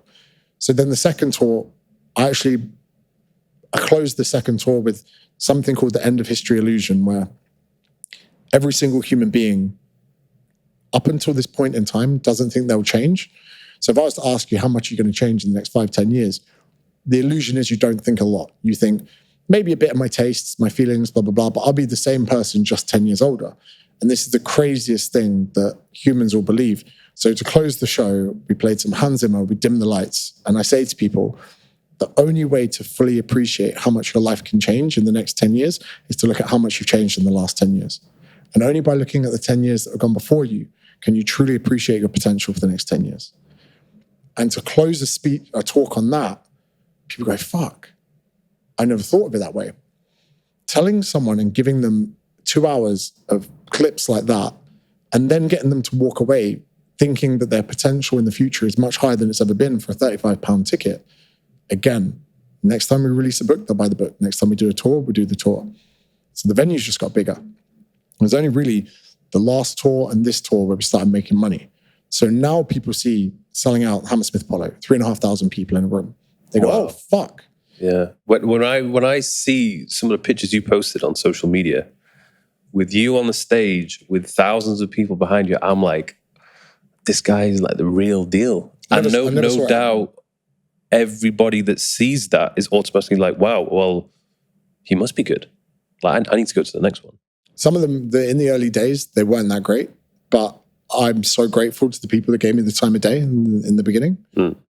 And again, now we're kind of, there is a bit of pressure because for me, I do stress about it. I've got one tonight. Then we got like 1,500 people at the... Is that tonight? Yeah, Dubai Active. Like my biggest concern, I want every single person to leave there going, that was worth way more than what I paid. And also, I like to think with the books that they go, oh, that's better than I thought. And I want that to be the same for the talk. So, you know, imagine if I said to you, I'm going to give you someone 2 hours to change their mind on something. You should be able to do it. And then can you be funny and engaging at the same time? Oh, it's going to get a little bit harder. Can you put jokes into it and have crass remarks? So the show changes week to week as well. And some things work, some things don't. Sometimes I add stuff, sometimes take it out. It actually becomes a bit like a comedy skit in some respects, where you've got timing, you've got jokes, you've got other things. And I don't think anyone's ever taken the market of mixing stand-up and a TED Talk together. And that's kind of the beauty to it. And one thing that's really pretty, we sat on the sofa a few floors above last night, and I sat with the boys, and I was like, what the fuck? I was like, we always said, when we sell at the Hammersmith Apollo, we'll celebrate. We didn't. When we get 1 million followers, I'll celebrate. We didn't. When I get my Australian PR, I even joked saying, even if it's 8 a.m, I'll get so smashed that I'll shit myself. I said all these things, we didn't do it. As soon as we sold out the Hammersmith Apollo, I was like, what about E002? Can we do a half arena? When I got my Australian residency, I was like, oh, it'd be sick when I get my passport. When we have done these events and these shows and everything, we never stop for a second and actually appreciate where we're at. And we actually last night were like, this is a problem. In the last 2 weeks, I met Hasbulla, Dizzy Rascal. I met Jason Derulo yesterday morning. Yeah, you've been on a mad one since you've been here. Like, I've been watching these stories. I'm like, man, he's like doing more than me. It's fucking insane, mate. And like, the Hasbulla story was the funniest. Darren messaged me on Thursday night. He goes, I need to go see my family. I haven't seen them in ages. Do you want to go to Istanbul tomorrow? I was like, yeah. I woke up at 10 a.m. I was like, are we going today? And he's like, oh, you know, he's so fucking disorganized. I was like, I booked the 12:50. You need to leave now to get to the airport on time. So we flew to Istanbul, and really random, we went to Nusret, and one of his footballer mates helped us get in. We still had to wait for an hour being on the guest list, but the food was amazing. And it's expensive here, right? Over there, we got the Golden Tomahawk, golden burgers, booze, everything. The whole meal was 450 quid. You can't even get the steak alone for that. Yeah, it's an absolute rip-off. So I was like, so we did that. Then we were so full of food, I was like, let's get a cab. We got a cab. Then the driver refused to drive us any further because there was traffic. So we got out, and I said, let's just walk. And it's a 1 hour walk. 45 minutes into that 1 hour walk, I look to my left. Hasbulla is just standing there outside a club on his own. I'll freeze. I was like, Darren, it's Hasbulla. Darren just goes in, what's up, bruv? How's it going? Do you mind if we get a quick pic? Boom, boom. Then the security come, all these big fucking Russian guys. And I was like, if we didn't get kicked out of the cab, if we didn't wait an hour for Nusret, if we didn't do all those things, we would never have met him. And I was like, what the fuck is that? What's going on in the world? Yeah, life is mad sometimes. It is, but like, I need to work harder at appreciating it. Do you ever get that as well? Yeah, but I feel like I did that particularly in the summer of 2020 when I turned 30. I was like, right, I'm going to have a good summer. I'm going to celebrate life. And I tried my best, considering, you know, the situation was great with all lockdowns and everything. I still had a good time in Ibiza. And then I did it again last year, 2021, where I kind of graphed when I'm in Dubai. And then over the summertime, I just chill, relax, and enjoy life. And I think I got to the point where I overdid it and I over-celebrated, and I just wasn't really doing much work. I was not fulfilling my potential. I feel like I didn't have a purpose. And I was like, okay, this is something which I don't really want to do anymore. So now when it comes to celebrating, I save it for the right moments when I've achieved a certain goal. Because I think that's what life is about. Like you can't just work and not have any fun and have a good time. So I've come back to Dubai. I've set myself some goals. Once I've achieved those goals, I'm going to celebrate pretty damn hard once I achieve them. And I think one thing I've noticed as well is if I know there's something to be done and I'm not working towards it and I'm out, I'm at a club or I'm on a boat or whatever, I can't fully enjoy myself because I'm thinking in the back of my mind, like there's work to be done and you're here just fucking around. Like, get back to work. Once you've done the work and you've achieved what you needed to achieve, then go and have fun on the boat party. I'm the same. I have it on a micro and a macro scale. So for today, before this podcast, I was like, I need to go for a walk. I need to sit down and need good coffee. I need to clear my inbox. If I haven't cleared my inbox and I'm sat on a podcast, I'm like, why the fuck did you come to the podcast without doing that? Work to be done, do a marketing email, do the podcast, relax. But then on another big scale, Australia is probably my Dubai. In Australia, I love my life outside of work so much that if you took away alcohol, partying, all of that, I'd be completely fine. If you said, James, you can't drink for a year, where are you going to go? I'd say Australia. Because I wake up, I go for a swim in the sea with my girlfriend, and then she'll drop me to the office. I'll sit with my business partner for the app. We'll work in an office. Then in the evening, my old housemates used to come home. One's a builder. He'd finish at 4. I'd be like, hey, let's go for another swim because I've got jiu-jitsu this evening. I need to wake up, go train jiu-jitsu, come back, order a healthy takeaway online, comes, eat that, go to sleep, repeat. When I leave that, I gain weight, I put on fat, I'm out of routine. I have been living out a suitcase for 3 months. So I can't wait to get back to Australia to unpack. But when I do the same, I want to go into work mode, then I want to escape it. And for me, even I struggle to work at home because I need to go somewhere to do something. Like, even though our apartment upstairs is amazing, I need to go to a coffee shop because I have purpose there. I'm here to do emails, blah, blah, blah. If I catch myself on TikTok, I'm like, that's not why you're here. The sofa upstairs is for TikTok, you know? And I'm the same. Even last night, we eat some food, we have a beer. I was like, I haven't earned this. You know, fair enough, we've had a big week or whatever. And today as well, I get a bit more serious on the day of the event. I'm like, there are a lot of people I could let down if I fuck up. I don't drink before the events anymore. I want to make sure. Last night, I was sleep stressing. I was like doing the maths. I was like, okay, I need to go to sleep at this time so that I can wake up, have a full night's sleep. And then you stress out because you don't get sleep, which you're supposed to get. And then that means you can't, it's late, like 3 a.m, you still haven't been to sleep. Yeah, and then I'm annoyed, and then I'll manifest the tired symptoms because I didn't sleep. But yeah, I'm very much the same way. I need to get work done as I'm getting a bit older. Are you 32, 33? 32. So I'm 33. Now my values have changed. That productivity is now one of my most sacred things. I'd rather have a productive week because productivity makes me happy. So then when people want to drink and party or whatever, and I do it and then I feel like shit, it's actually affecting my productivity, which is affecting my happiness. And then we've gone back into that. I'm now having more pleasure and it's affecting my happiness. I don't like that. So then I need to bring the shift back, bring the pleasure right down, right? And bring the happiness back up, be productive, do work stuff. And now it's not even like a monetary thing. I just want to go to bed at night knowing that I've done everything to a good standard. Like sometimes I'll make like a YouTube video. I'm like, I don't care if this gets any views. I really enjoyed making it. Yeah. And when you can kind of remove yourself a bit from stuff like that, that's what I really enjoy and I cherish. It's crazy though that we're obviously both very hyper-competitive males, and it's very strange what makes us happy at this level. And we would probably understand each other to such an extent, but so many people just wouldn't get it. I feel like one thing that makes me happy is doing something that is hard and challenging, or something which I'm scared of doing or didn't really want to do. And that moment I've done it or I've accomplished it, I feel amazing. Like if I've been on a podcast or I'm doing a podcast, at the end of the podcast, I feel great. Cause I'm like, that was a good conversation.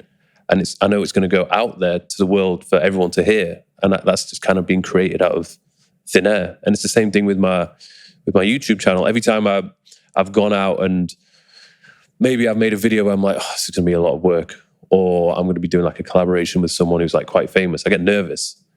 But once I've done it and the video's been put together, I'm so proud of it. that the moment I press publish, I feel so happy. And when I've gone through periods of time, particularly in Ibiza, when I wasn't doing really any work, I wasn't creating anything, and I wasn't even doing anything hard or challenging. Life was just too easy. I would literally wake up, do whatever I wanted to do, and just live a life of pure hedonism. And that, although it's good, I mean, don't get me wrong, but too much of that it will start to make you unhappy. We, after we sold out Hammersmith Apollo, usually I don't drink after the events. I'm like a bit tired. My mum and dad came to that event. It was their first event as well. So it was very strange to be in my work environment. My mum and dad to come. My dad was shitting himself. Like, they don't even have social media. My dad only got Facebook this year to watch my stories. Mine did the same. And now I'll post stuff. I'm like, fuck, my dad's going to do that. And afterwards, like, I kind of looked at Luke and Darren and I was like, we could do anything we wanted tonight. We go to the box, we get a table. We could splash fucking huge amounts of money, because I'm just trying to do the maths. For Hammersmith Apollo, you're looking at 6 figures for a night's work, which is mad when I used to be on a basic salary of 12 grand as a door knocker. So you look at that, we go, we could do anything tonight. But I go, nothing will make me as happy as doing a good show. Did a good show. Backstage, I'm sat there, I'm like, there's nothing else we can do tonight. And we all kind of appreciate that. I was like, there's no club, no bottles, no sparklers that can top this. Whereas maybe James of 10 years ago, that would have been the highlight. We're kind of moving things now where you have a high-performing video. When the algorithm picks it up, you're like, oh, that makes me so much happier than the booze, the party, and the clubs. And it's crazy. We're almost finding a new drug that makes us happy. But this drug as well is more congruent with the good life, because eventually we're going to settle down, we're going to have kids, and the party lifestyle is not going to be able to live or coexist with that. So it's very good that our values are now shifting into something that we can preserve for a bit longer, where you have a wife and kids and you're like, hey, I need a couple hours on my own to do something. I'm doing videos and doing vlogs, whatever. And then you can actually have that success and the values that you enjoy whilst living the kind of good life. I think it's good that those values do change. When I see older people partying a lot, I don't know, I get really mixed feelings about it. You know, especially out here, there'll be some 40, 50-year-old guys like on a table with like 5 brass. Yeah. And I'm like, what's going on? I really hope I'm not like that when I'm 45. Yeah. I think we're kind of in a similar situation because I'm 32, you're 33. You want to have kids at some point. I want to have kids at some point. I have no idea when. And you, I think for the first time in a while, you're now in a long-term relationship, or at least it's been a year. Yeah, over a year. Yeah. So similar thing with me. And I think one of the things which I don't know if you get this as well, that I struggle with is because once you become a person who has status, you are someone, you've got respect, you're making money, you get offers all the time from women. Do you find it hard sort of saying no or ignoring it? Or do you find it's, now that you're with this person, you like them, it's actually not that much of a problem? I'm definitely in a very good relationship that serves me really well.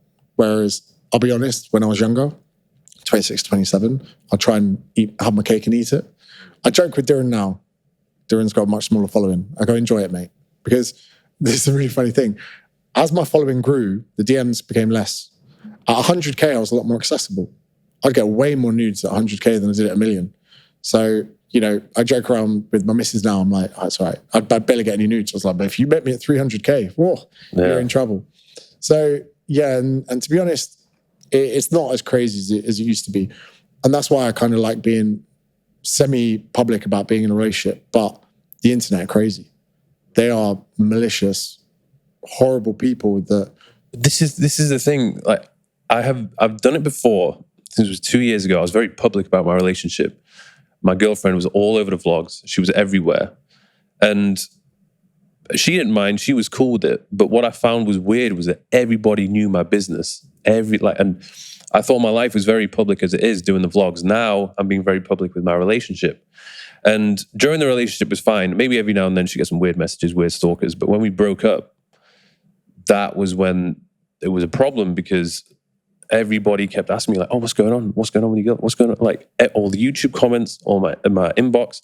Same thing with her, bless her. Like, she's obviously, we're both trying to move on, do our own thing. and everybody is just bombarding us with messages asking what is going on. And even some of the weird people that follow me, like I was in Ibiza, I was just moving on, having fun, I was at boat parties, whatever. People would send my stories and send them to her and be like, oh, look what Mike's doing. And that's an evil thing, because they know that's going to make her feel like shit. Yeah. So they are maliciously intending that. I've had them where I'll be at the ship in Wandsworth and Luke will pick up a thread online on like Reddit or something. Look here, Darren is trying to coerce an underage girl into having sex. I'm like, that's my best mate's pregnant wife. She's 33. She's not underage. She's clearly pregnant. He's got his arm around her because it's winter. You know, like, I'm like, someone's going to read that. And then someone commented or like on the thread underneath, classic Darren. I'm like, the first bit isn't true, let alone the second bit. And I'm like, looking at the picture, I'm like, I'm sure they were the girls that asked us for a selfie as well. So I'm like, not only did someone take a selfie, they then went on the internet and started an untrue thread. I was like, oh, fucking hell. And it is difficult because you've got to kind of manage this. There are going to be psychos, and it takes one hell of a woman to accept that. And, you know, we are in a very strange situation in life where you're like, I want to date you, I want to be completely honest with you, but there is dysfunction to it. And it is a dysfunction that is very difficult. So it takes a real high caliber woman to accept that. Yeah, I think even I realize this myself. Like, I am not an easy person to date with the lifestyle that I have, the social media following, and even with one of my businesses, the clothing business. Now I've launched bikinis. I'm going off to places overseas, doing campaigns with a load of hot girls. It's like the person who I'm with has to be very secure and has to really trust that I'm doing the right thing. And yes. It's difficult. I say to them, it's not going to be easy. I really wanted this relationship to work. So in the early stages, I actually was very open about completely getting everything off my chest and being like, this is what I'm like, this is it. I even read a book called Attached, about attachment styles. And I'm very avoidant, especially that sometimes I try and keep other people happy. So to do that, I spend too much time with them. But then by spending too much time with them, I actually have put myself in a position where I'm not doing what I want, which makes me resent them. So when I resent them a bit, I space myself away from them. But if you date someone who's slightly anxious and you resent them a little bit, they sense it and they become overly anxious. So now they want more from you. And because you're like, whoa, you're wanting too much from me, you space yourself further. And then your relationship blows up. So in the early stages, I was like, hey, I'm pretty avoidant. When I need space, it's nothing personal. I just feel very claustrophobic if I'm spending too much time with someone. Then I said to her as well, hey, I've got crazy followers. Here are some of my DMs. And even little things now that really help. So I said to you before, when I make content, I need to edit it straight away. So when I get an idea, she'll now say to me, let's film it now. I'm like, do you mind? She's like, no, I'll hold the camera. And sometimes it's a really selfish thing. She'll stop what she's doing to help me because she knows that helps me kind of be happy. Yeah, that's really good, that. Yeah, and I say to her as well, I'm like, I'll be good in this relationship because she's actually going out her way to help me, but then that makes me feel so inclined to do it back for her. And then she'll literally be like, do your edit, I'm going to do this. Mm-hmm. And I'm like, cool, thank you. Then I get the edit out. And now she's like, how's it performing? How's it going? I really like this. Now she's coming up with ideas for content for me. So I'll say, I want to do this later. She's like, why don't you do this? And I'm like, oh, that's a good one. And now we're having fun making content together. We're actually having quality time together, doing things that I've never really done with a partner. And that to me is really rewarding. Mm-hmm. Whereas if people don't understand what you're doing and why you're doing it, they can just end up resenting you for it. And yeah, definitely the healthiest relationship I've been in. And the best thing I ever did was really take stock of my faults and just lay them out. Because I think too many people, especially myself when I was younger, I tried living a life where I was trying to portray someone that didn't have faults. And it was the most dangerous thing I ever did for a relationship. Yeah, I think one thing that in many previous relationships, they didn't understand and I didn't make clear enough at the beginning was, obviously I'm busy, but I really enjoy spending time by myself. Like, I think I'm probably more of an introverted person. There's nothing that makes me happier than just literally just being by myself, going around, walking, chilling at home, whatever it might be. And even if I'm in a relationship and I really do love that person, if I'm constantly spending time with them, it starts to make, like you said, it makes you feel claustrophobic. Like, I need to just go off and just be by myself for a bit. And there's been times when I've been in relationships where they've not understood that. Like they're the type of people that would need to be in a relationship where they're with their partner all the time, doing everything together, go to the gym together, work together, sleep together, stay over every single night. And I very quickly realized that, okay, if they're that type of person, then we're probably not going to get along. It's a compatibility thing. Yeah. And again, the real test for me was going on holiday with my girlfriend, where we would spend loads of time together. And we're actually fine. But I love the fact that if I give her an inclination that I want to work, she just leaves me to it. And that's why my routine in Australia is so great, because we both have our own lives, then we come together afterwards. Both have our own lives, we come together afterwards. And again, I feel in this as well, we're both so responsible for our own levels of happiness. And that's such a great thing, because I've been with people in some relationships where they feel, or you feel like you're responsible for theirs. And having the line of work we live in, I've definitely become more introverted the last few years, where now extroversion fatigues me quite heavily. And there's nothing I like more than just being alone on my laptop for a few hours, being creative. When I get like a few hours in the afternoon on my own, that's when, if I'm thinking of something for Instagram or TikTok, I'll potter about, I'll do stuff, I'll clean up, I'll fold clothes. My thing is I go have a warm shower on my own, just chilling, and I play music or whatever, and I just think about ideas for content, and I come out. But if there's someone too much in your life, you can't be creative. Yeah, you need that time to be alone and be creative. But then what I find is that it's so crazy. Being such a productivity person, I can't watch a film on my own. If you wanted to make me depressed, you would find a Sunday afternoon of me watching TV on my own. That would kill me. But when I bring another person in to do it, and we do it together, and we have some food and do it, it's heaven. So it's crazy. The sofa, the TV can be hell for me or heaven, depending on how I look at it. And when I'm single, or where I have been single, the worst thing is I don't switch off, because I've got no reason to. I can't just put my phone down and watch TV, because I could be tweeting, I could be getting in Twitter wars, I could be making TikTok videos. I become work obsessive and heavily fatigued. Whereas when I'm in a relationship and I suddenly have that way of being able to relax, switch off, go to the cinema, things like that, it actually then plays into making me a better productive person. It's crazy, because this is something which I've experienced recently. I don't know whether it's because it's the start of me doing the podcast and I'm trying to just do more. I'm finding it very difficult to switch off at nighttime. Like when I literally lie down and I go to bed, then my mind is racing. And even sometimes when I'm doing a podcast, or if I'm going to go on a podcast, I can't help but visualize what the conversation is going to be like and what questions I'm going to be asking. But when I sleep with my partner, if she stays with me or I stay with her, the moment I get into bed and she's just talking about something, I'm like, boom, I'm out cold. Sure. Some people report on their whoops that they get better recovery sleeping with their partner. Yeah. For me, I like listening to podcasts when I fall asleep for that reason, that I can take my mind off. I'm listening to a guy on Rogan at the moment talking about the jet pilots who encountered like alien. So you got Commander Fravor was the big one. So it's basically a guy talking about UFOs in San Diego. I'm only 40 minutes into this, and it's put me to sleep the last 10 nights. I find it so intriguing that I relax and fall asleep. Yeah. So I listen to podcasts now when I fall asleep, to the point that when I came back to the UK, my missus was like, have you heard this latest Rogan episode? I listen to Rogan so much when I fall asleep. She now does it when she's away from me to help her fall asleep. Me, that's my favorite way. Like, I used to put on audiobooks. I listened to the whole book of Sapiens just falling asleep.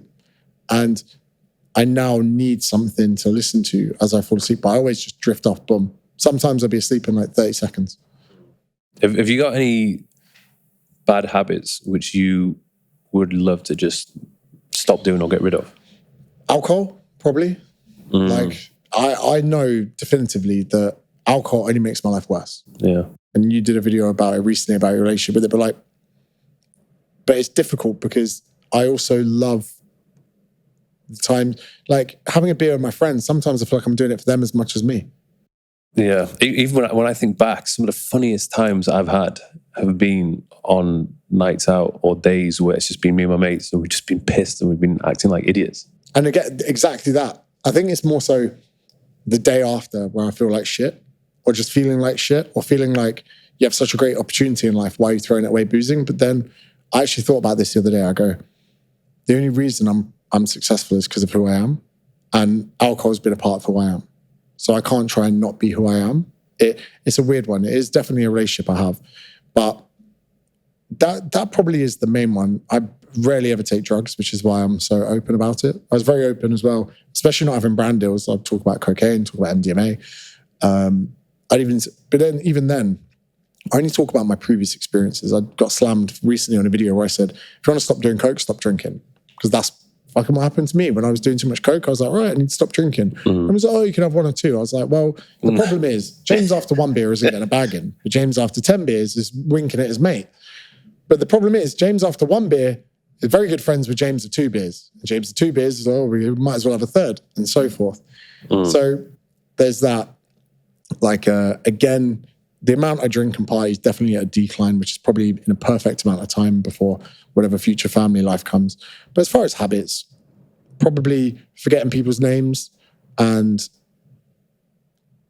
sometimes, I don't know, I probably think I'm more selfish than other people do. Because the reason I'm so happy and I don't struggle with mental health or anything, I actually think boils down to a selfish thing where I'm like, my sleep, non-negotiable. My routine, non-negotiable. Like all of these things. But because of that, because I'm so adamant about my sleep and my schedule and my work life and everything else, I'm a very happy person. So I'm almost selfishly living life to make other people's lives better. Yeah. What about yourself? What's your thing? I think procrastination. There's a lot of things which I know I should be doing that I don't do, and I will just put off. I will come up with excuses why I don't need to do it today. I'll be like, I'll do it tomorrow. And I will fill my day with still doing tasks, but not the main, most important task that needs to be done. Like scrolling on TikTok or something. Yeah, well, to me, that's research. I will openly say I'm addicted to my phone. Like I hate it. I'm trying to figure out ways of. I've done it where there's like a timer where I can only spend a certain amount of time on Instagram. Because the jobs which we have, it involves social media. So I will go on social media, whether it be to send a message or to do a post, and then I will get sucked in to this wormhole of content which I didn't even choose to see, but the algorithm's just showing it to me. And then I put my phone down 15 minutes later. And that thing I was supposed to do, I didn't even do. So I've got to pick my phone up again. And I know what you mean. And again, I move my tiles around on the home screen so that my thumb because sometimes I go to an inbox, there's nothing there. Then I'll go back. And then I'm like, oh, I didn't need to do that. But I struggle with that quite a bit as well. And it's another reason I love jiu-jitsu, because I can't take my phone with me. When you do gym training, people always give people shit for being on their phone between sets. I'm like, probably resting the right amount. If you're not touching your phone in the workout, you're probably not resting enough. And you're probably fatigued way quick. You feel like you're more fatigued than you actually are. The person on the phone on the bench press is probably having 2.5 minute rest. Probably so he can maintain the right RPE for his workout. So I do that as well. Sometimes I get my phone out. I'm like, oh, we'll have a proper rest here. And it's been 10 minutes. So actually, to be fair, I'm the same. The thing is, though, with our line of work, it's very easy to excuse our actions and to guise them. Like, oh, I work online. What? So you can be a fucking phone addict. And again, Luke, probably his screen time is like 9 to 12 hours a day. During the same. And sometimes our quality time is just 3 of us sat on the sofa just scrolling. Yeah. Which is pretty bad. But again, I'm sure that procrastination will be negated when you have kids. Yeah. Because that's a very different thing altogether. Have you thought about an ideal age where you have kids? You always do it in reverse, don't you? You're always like, fuck, okay, if I have kids in 2 years, I'll be that old. Then you're like, fuck, 2 years though. I could do a lot in 2 years. Because I want kids, but I don't want to be an old dad. And I don't want to have kids with the wrong person. Yeah, and you're better off late than early, I think. But then I always worry about fertility. I'm like, fuck, what if I'm 35 and they go, oh, sorry, your swimmers are a bit slow. Oh, fuck, maybe I did party too much. Maybe too many days at Nikki Beach, Blue Marlin, fuck. So there's that. I do joke with my existing girlfriend at the moment, and she's like, I need 2 more seasons in netball. She says 2 more seasons. But then again, that stresses me. How old is she? Away. 28. Okay, yeah. So, like, there's definitely no stress with that. But then I was chatting to Stephen Bartlett about this. He goes, no one has kids and goes, I wish I did it 2 years later. Many of them go, oh, it was the perfect time. And I don't think there ever is the perfect time. But you're right. Compatibility is the main thing that you need. And you're better off being a few years late, but with the right person. Because it's a big commitment. It's a big commitment. You know, How do you think you know this is the right person? Because I have been in relationships in the past where there's been times where I'm like, this is the one. I was 26, I was in love, and I was convinced at that point in time I was going to marry her.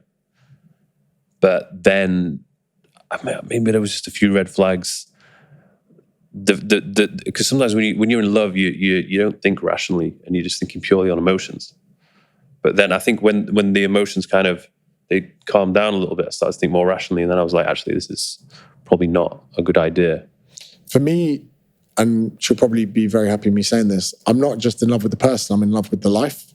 And going back to Australia, being in Australia, having that, I'm almost, when I look at the future, it's not just how I think of the kids. I think about a dog, I think about living near the beach, I think about my kids potentially having their fondest memories being chucked in the sea by their dad. And I think about that a lot. So it's crazy. Where I have been in London single, let's say a couple of years ago when I had to come back for work, I was there for 6 months, I'd date people. And even if I liked them, I was like, I do not want a life with you. It was a crazy thing. It was like a buffer. After living in Australia for a year, and visas are so difficult to get, I was just going on dates with no interest because I knew there was zero chance that it would work out. And it was weird. I could then only date in Australia because that's where I want my future to be. So yeah, it's an interesting one. But for me, I get excited by it. I'm looking forward to doing it. I'm excited to do it. I mentioned this in a few podcasts, but being adopted, I've never seen a blood relative. So everyone's got family and features they can see in people, but I've never had that. So I'm very intrigued to see the relationship I have with my kids. I think I'll be a good dad. I think I'll be a good father figure. But I might love them too much. I might be like, oh, come here, don't go away from me. But no, it's an interesting. I'm really excited for it. But then the same, I think it would be a life changer for me. Obviously, if I have a boy or a girl, but I think having a girl, because I grew up in a household where there was no women. I had one brother, I had my dad. My mum passed away when I was 11, so it was a very sort of masculine household. And I think, apart from relationships, I haven't had that experience of having a female in my life like that. So if I have a daughter, I think it would just be so new and strange, but interesting. So again, my manager, he's always rubbing his eyes. He's like, don't have kids. He's always saying to me, I'll wake up. I'm like, I slept 9.5 hours. He's like, well, you can fucking kiss that guy when you have kids. So yeah, there's double-edged sword to it, but yeah, I'm looking forward to it. You know who's doing a good job? Matt.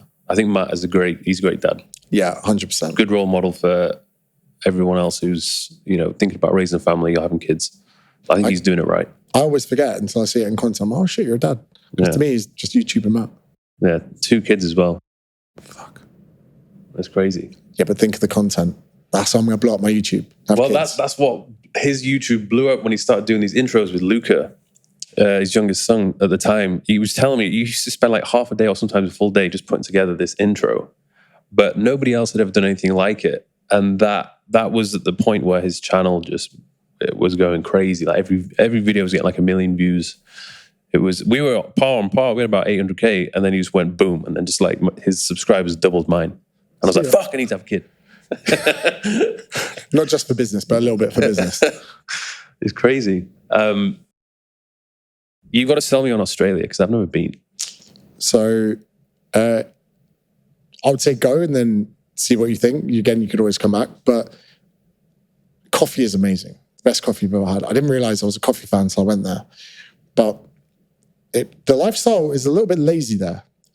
Again, this was a great thing. When I went to PT there, no one else was really doing anything kind of outside the box. The franchise I started working with were going out with a clipboard and trying to get people's email addresses on their lunch break. And I was like, just set up a squeeze page, paid advertising. I was like, they were it sounds bad to say it, they were a tiny bit backwards, or maybe 10 years behind the UK.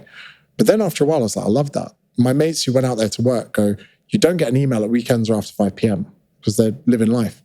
But some days I'll get a coffee from a coffee shop. There'll be a young guy with curly hair behind, surfer guy, and their coffee shops are open from 5:30, 6 a.m. Is this Sydney? Sydney, anyway, Gold Coast, first thing in the morning, get a coffee, and I'll look at that surfer guy and I'll go, fuck, I bet he's going to work from 6 a.m. to 2 p.m. He's going to earn enough money to pay for his rent. He's probably then going to go for a walk with his dog and surf in the afternoon and go to bed.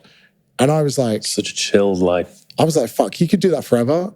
And he probably will never own a home. He'll probably never fly business class, but he's going to have one of the best fucking lives that ever existed. And going there was a real reality check for me, where I even remember a few years ago, I was having a steak in a restaurant in Manly, really nice part of Sydney. And I thought, if it doesn't work out, I should come get a job here or serve tables in the evening, 6 p.m. till midnight every night. Again, probably enough money and tips, whatever, to pay it. I was like, during the day, I could get a dog, learn to surf and train jiu-jitsu. That could be my life. Yeah. Worst case scenario, if you ever get cancelled, I know where you'll be. Yeah. I honestly, now I've probably got enough savings to open a jiu-jitsu gym. I could go full-time teaching jiu-jitsu and spend the rest of the day on the beach. And there are so many people living that existence in Australia that really motivated me to just create a good life. And when the pandemic happened, it was the first place I went. I didn't go home to my family. I was in Bali. I was like, I'm going to Australia. And it sounds fucked. I actually quite enjoyed lockdown because I went for walks. I'd run coastal roads by the sea. I'd go in parks. And even just the nature there, it doesn't get that dark in winter. It doesn't get that bright in summer. Me and my friends, in what world do you get a group text the night before going, sunrise swim, lads?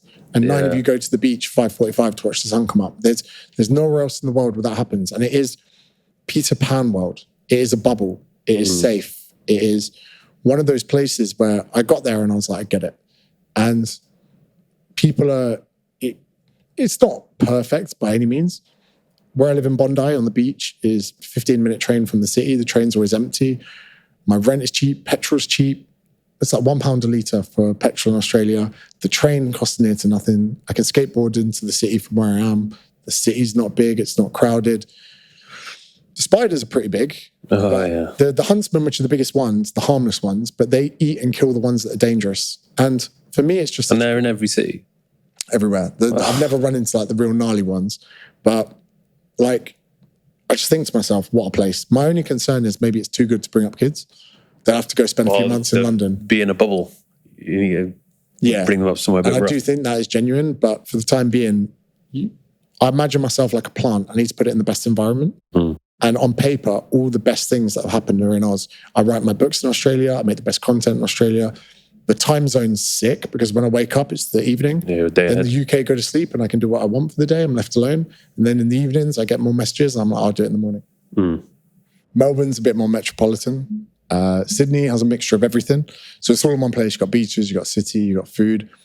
People can be a bit pretentious, but if you have British friends, you're usually fine. And the food's amazing. Like breakfast, there's no chains of restaurants. There's no like one thing size fits all, or like not like a Nero, Pret, Costa, Starbucks. They don't exist in Australia. They're all individual kind of shops, cafes and restaurants. And then Gold Coast is very beachy, very relaxed. And again, in Gold Coast, for £1 million, you could probably get a 3-bed house with a pool that's half a mile from the beach. And people out there, there's loads of dogs, people are outdoors all the time. Sunrise in Bondi is rammed full of people running, walking, having coffee, starting their days.